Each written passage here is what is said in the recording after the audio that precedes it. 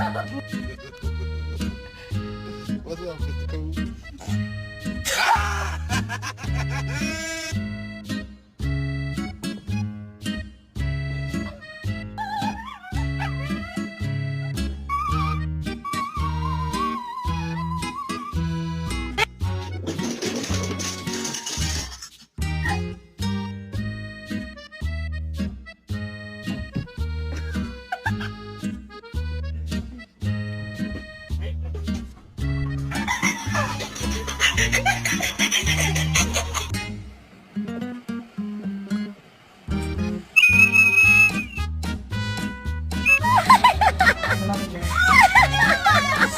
We got any more runners in?